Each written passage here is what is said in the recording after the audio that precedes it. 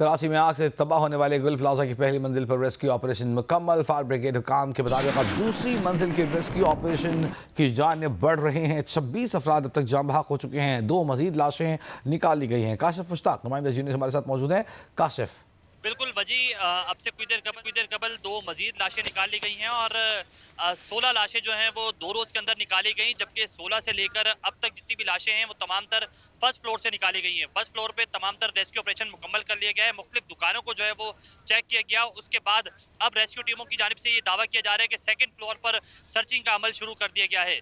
जैसे ही second floor पर searching का अमल मुकम्मल किया जाएगा, फिर बेसमेंट की तरफ और थर्ड फ्लोर पर जो है वो जाया जाएगा। आपको बताएं कि इमारत काफ़ी ज़्यादा कमज़ोर हो चुकी है।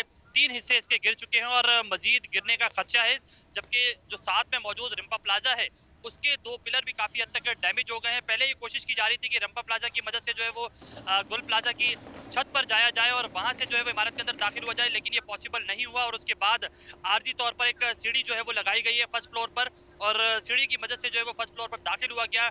6 लाशें इब्तदाई तौर पर वहाँ से रिकवर की गई, जिसके बाद तादाद हो गई थी 22 और अब बताया जा रहा है कि 26 लाशें टोटल रिकवर कर ली गई हैं, जिसमें फर्स्ट फ्लोर की तमाम तर जो लाशें हैं उनको क्लियर कर दिया गया और उसके बाद अब ये दावा किया जा रहा है कि सेकंड फ्लोर पर रवाना हो गई है रेस्क्यू टीम। साथ साथ आपको बताएं कि डीआईजी साउथ की जानिब से बताया जा रहा है कि इन लाशों की शनाख्त के अमल के लिए डीएनए भी किया जा रहा है। अब तक 8 लाशों के हवाले से जो है वो डीएनए सैंपल्स ले लिए गए हैं, जो लेबॉर्टरीज भिजवाए गए हैं।